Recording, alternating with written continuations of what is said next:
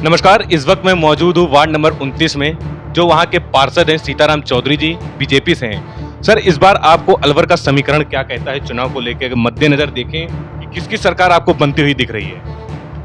देखिए, अलवर का विषय है, निश्चित तौर से भारतीय जनता पार्टी जिसको टिकट देगी वही जीतेगा और निश्चित तौर से भारतीय जनता पार्टी का ही एमएलए यहाँ से बनेगा। तो सर, इस बार क्या लग रहा है, किसको टिकट की दावेदारी कौन पेश कर रहा है अपनी? कौन मजबूत हो सकता है अलवर से बीजेपी का उम्मीदवार? देखिए, हम भारतीय जनता पार्टी के कार्यकर्ता हैं। पार्टी जिसको भी टिकट देगी हम निश्चित तौर से उसके लिए कार्य करेंगे।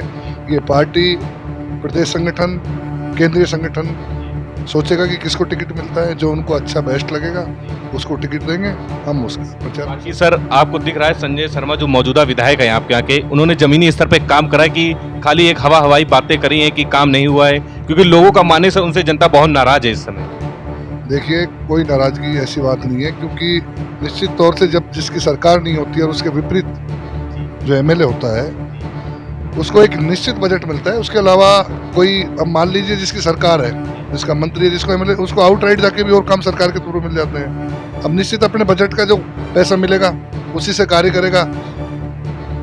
कार्य बहुत ज्यादा है, डिमांड बहुत ज्यादा है शहर के अंदर। निश्चित तौर से पानी की बहुत बड़ी समस्या शहर के अंदर है, तो ऐसा कुछ नहीं है। निश्चित तौर से जब बजट कम रहेगा तो काम भी उसी प्रकार के होंगे।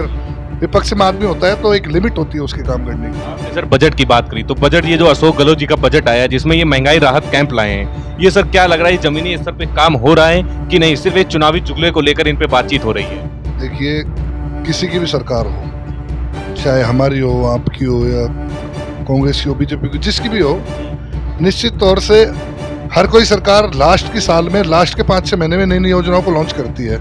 मैं कहता हूँ गहलोत जी को मान लो बिजली राहत, उसके अलावा आपके उज्ज्वला में जो इन्होंने 500 रुपये का सिलेंडर किया है, या अन्य कोई योजनाएं जो हैं, वो अब लास्ट में याद क्यों आ रही है? शुरू में 5 साल करते हैं ना, जो जनता इसका 5 साल लाभ लेती तो इनको बेनिफिट मिलता। तो ये तो सब चुनावी स्टंट है।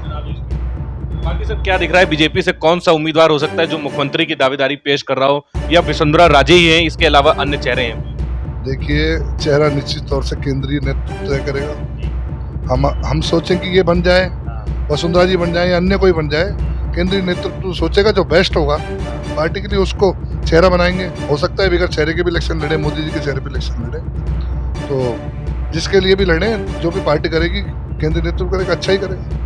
सर, आपने जैसे ये कहा कि चुनावी स्टंट कर रहे हैं अशोक गहलोत जी, ऐसे आपके नरेंद्र मोदी जी, प्रधानमंत्री जी आपके अजमेर आए थे, इन्होंने 5500 करोड़ रुपए की राजस्थान को सौगात दी है, तो सर ये भी तो एक चुनावी स्टंट हो सकता है? देखिए, मान लिया, लेकिन आप देखिए कि 5500 करोड़ की अगर कोई योजना का यहाँ वो करके गए वो होती है तो बहुत बड़ी उपलब्धि है। हम तो अभी शहर की हमारी ये स्थिति है कि हमारे जो यहाँ से मंत्री हैं, कैबिनेट मंत्री हैं टीकाराम जूली जी, उनके क्षेत्र में सीली सेठ, जयसमंद झील, अभी हाल फिलहाल में जयसमंद क्षेत्र से हमारे पानी आ रहा था, जो भी बोरिंग 28 के करीब थी वहाँ, अब स्थिति है कि 2 ही बोरिंग जिंदा है शहर में। मैं मेरे वार्ड के अंदर 65 वार्ड अलवर के अंदर है, जिसमें मेरे वार्ड की बताता हूँ आपको कि मेरे वार्ड के अंदर 3 दिन में 1 दिन सप्लाई दी जा रही है, वो भी 15 से 20 मिनट। उसके लिए हम दोनों मियाँ बीवी, क्योंकि दोनों की टंकी एक ही है, एक ही परिसर से दोनों का पानी आता है, वार्ड नंबर 24 और 29 के लिए हमने